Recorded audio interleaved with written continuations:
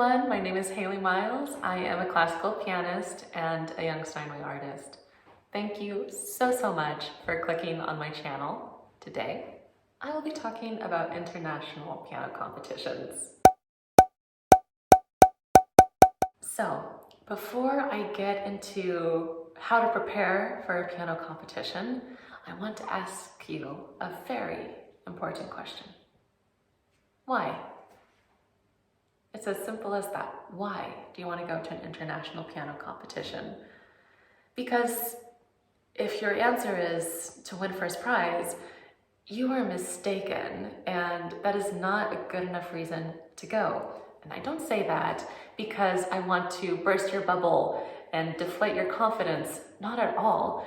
But at the end of the day, getting a prize is external, and it may not be based on how well you play. It could be based on the judges' preferences. You simply don't have control over that. And you are going to be spending a lot of money and investing a lot of energy, a lot of yourself as an artist into preparing for this competition. So you want to make sure that you have good motives going in. So example of good motives could be something as simple as the desire of playing on a beautiful piano in a gorgeous venue. Better yet, it could be that you just want to grow as an artist and you feel that a piano competition is an environment that will give you something that you can't get anywhere else, which actually is probably true. You're going to learn a lot about yourself and you're going to grow so quickly in international piano competitions, more so, I feel, than in a performing environment, although of course performance is wonderful and important too. Another good reason to go the competition route is you really like a challenge and you want an extra push. So for example, you've seen a competition and you know a lot of the repertoire, but not everything. But you're thinking, yes, I'm going to use going to this competition as a goal. Puppy break. Okay, yep. Okay, so now hopefully you have come up with a couple of good reasons to apply to an international piano competition.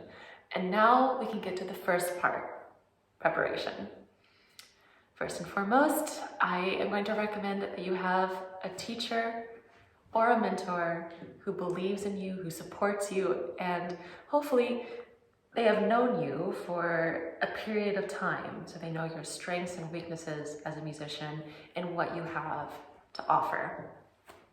Now, I realize that not all of us have access perhaps to a teacher that has gone through the piano competition route, but it is very helpful to have somebody outside of yourself to listen to your playing and to give you honest feedback.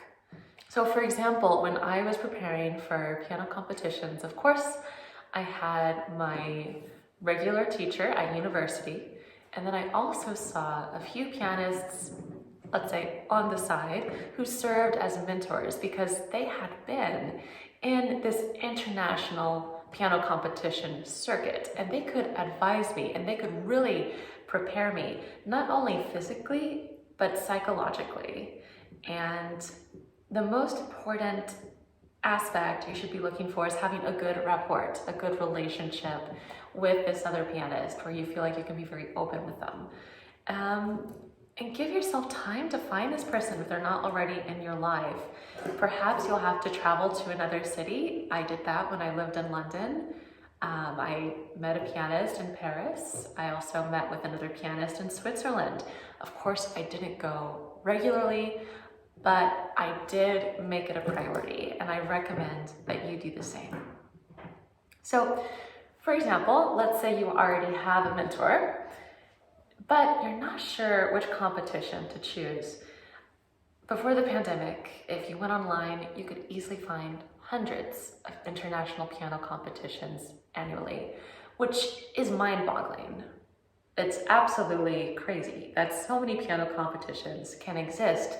So how can you possibly learn about all of them? How can you possibly narrow them down and know which ones are reputable?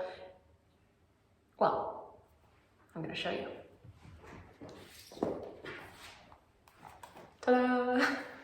The Alling-Argerich Foundation. So usually the foundation hands out these books at competitions. However, you can find everything in this book on their website, Alling-Argerich. And before I move on, you've probably noticed this fancy name right here. And yes, Martha Argerich is the patron and co-founder of the foundation. The other one here, Alling, is for Gustav Alling, who, when I signed up and became a member, he greeted me with a personal email, and he even followed my progress through international piano competitions, which was amazing. And the great thing about this foundation is that they screen all of the competitions who go in, and they really want the young pianists to have a positive experience. Sorry, mark one off again. They really want young pianists to have a positive experience, and Gustav made it clear from the beginning that if I had a negative experience at a competition where I felt I was being treated or judged unfairly, that I should contact him right away. And that was genuine, because as I mentioned, he followed my progress throughout international piano competitions, and in 2018 I did 7 of them. So if you go on the website, you can filter these competitions by a wide variety of factors, from geographical location, country or region, total amount of prize money, repertoire, age limit, etc. And after you have selected all of this criteria, you can print out a PDF of the number of competitions that are on the list. And depending on how strict you are, you could have anywhere between, 10 to over 50, really. And if you want to narrow it down further, you don't have to go on each competition's website. Everything is already there on Alling-Argerich. So you'll click on the name of the competition and you can immediately see the repertoire required, the number of rounds, and even members of the jury, which is really cool. Of course, along with the cost of the application fee and when the application is due. You do have to pay a membership fee to join the foundation, but I recommend it 110%. I do not remember how much the membership fee is because I personally signed up in 2015 or 2016. I believe it is a one-off fee and that it was around €75, but I cannot vouch for that. Now we're at the point where you have your motive, you have your mentor, and you have your competition in mind. So now finally, you have to prepare for it. And when you're preparing for this competition, I want you to make sure that you have plenty of time. And this depends on the competition, and this depends on who you are as a musician. So perhaps for a smaller competition, you need a year to prepare. Whereas for the bigger names, think the Van Cliburn, the Queen Elizabeth, Chopin, it's not uncommon for pianists to dedicate 2, 3, or even more years, focusing almost exclusively on this competition. So, side note, I do recommend that you start with a smaller piano competition rather than going straight towards a big name. I would not discourage you, of course, from going for the Queen Elizabeth or the Busoni, but I recommend just dipping your toe in the water and familiarizing yourself with the competition environment before going to something really big, because you will feel more secure and more confident in your abilities. And well, the nerves are always going to be there, but I think they're going to be even stronger in international competitions. So you need that extra experience to fortify you and to build up your confidence. So yes, please make sure you have plenty of time to prepare your repertoire. And if at all possible, try to perform the repertoire before you go to the competition. When I lived in London, I was very fortunate to be in a city where they offer lunchtime recitals. There are over 100 venues, mainly churches, that offer free lunchtime concert recitals. And as a performer, you're hardly paid anything, but you do get the experience of playing these pieces in a bit of a stressful environment that's still not too high pressure on a piano you're not familiar with in a strange place. And the more often you do that, the easier it becomes to perform the music. The more it will become second nature. However, I realize that not all of you live in a city, so another option would be to call a local piano store, explain your situation, and ask if you can stop in for an hour. Bring a couple friends and perform for them. If all else fails, invite friends and family over to your own home to give a recital. One of my mentors recommended that I do this once a week, that I invite people over. Even better if it's people I'm not really close to, because that can be just a little more intimidating. So do that as often as you can. And if you're asking yourself, how do I get these contacts? I recommend just calling people, just emailing people, and continuing to do so until you hear back. And please don't be discouraged if you get a lot of no's. This is the life of being an artist. Thank you. I am familiar with rejection. I am rejected from performing opportunities today, and I will continue to be rejected. But it is worth contacting people anyway, because how else are you going to perform? So put yourself out there, introduce yourself to people, and make it happen.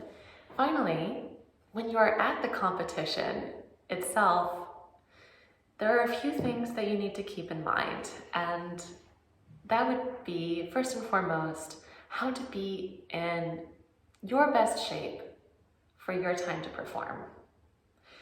And this has a lot to do with just knowing yourself as a person. So, for example, I am the type of person who likes to have space before I perform. So ideally, I am in my green room for 10 minutes minimum before a performance, completely alone. I'll do some breathing exercises, I'll meditate. I always have dark chocolate with me. This is an essential.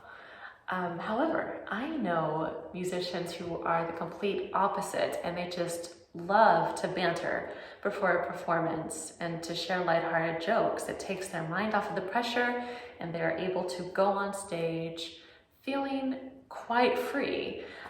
And I think that's great. And it's up to you to decide which technique works better for you. And I think in a future video, I will identify performance nerves and what we can do to conquer them. However, I have some more things to cover, and I don't want this video to get too long. After you have finished performing, I want you to be compassionate with yourself and to realize that you are only a human, and that we are often our own harshest critics. I want you to keep this in mind because mistakes happen on stage. Perhaps you had a memory slip. Perhaps the passage that usually is so easy for you fell apart on stage. Whatever it is, I want you to be able to look at that without feeling too disappointed, and to realize that we're always on this journey, and it is a longer journey than we probably realized going in. And maybe most importantly, that you really are your own harshest critic. At a competition I went to in Germany, I had this terrible memory slip in the first round. I got distracted because somebody in the audience dropped their pen on the ground. And, well, when it clattered, I lost my focus and I skipped a page. And I remember walking off the stage. Thankfully, it was the last piece in my program. But I walked off stage feeling so disappointed in myself and angry at myself, to the point where I booked a ticket back to London that same day. And when I was on the train back to my flat from the airport, I got a call from the director. basically asking me where the hell I was because I was playing in the second round at 10 a.m. the following morning. And well, I didn't make it. That was the first time I had made it through to the second round. And I really don't want you guys to make that same mistake, even though it makes for a great story now. You have finished playing, and I don't care whether you made it through the first round, whether you got through to the final. If you can, find a way to speak to the judges individually and ask them for their feedback, because they will likely give you insight that you otherwise wouldn't have recognized. After all, in the heat of the moment with all of the adrenaline, you're missing out on a lot. And perhaps it's something as small as the way you present yourself walking on stage. And likely the judges will also give you feedback on the repertoire you chose and your artistic interpretation. And it's at this point that I recommend you take what they say with a grain of salt. I have had instances where two judges at the same competition said completely opposite things about my playing. When you hear these conflicting viewpoints, you'll realize that there isn't necessarily a right answer. And perhaps out of that, you're going to gain more confidence in yourself and you're going to feel secure in yourself and your interpretation. And you'll be able to say, well, look, maybe not everybody agrees with it, but I am convinced, and these are the reasons why. Very brief point, but an important one. Take home a couple brochures with you from the piano competition. So this is my magical piano competition folder where I keep all of the pamphlets, such as this one from my first international piano competition, the Windsor International in July 2017. So I keep all of these and I also scan them and I save them electronically, just in case, for example, I'm applying for a scholarship or a performance opportunity. I can send them this list and I can show them, hey, this is what I've been doing with my time. No matter how far you get in a competition, I really hope that at the end you can look at yourself in the mirror and you can feel proud, because that's exactly what you deserve. You will have worked extraordinarily hard to get to that point, and you deserve to feel proud and to feel good about the work that you put in and whatever came out.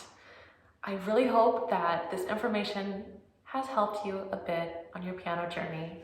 If you have any questions for me, please do leave me a comment below. Likewise, if you have any suggestions or ideas for future topics, I would love to hear them. Thank you again for watching, and I'll see you soon. Bye.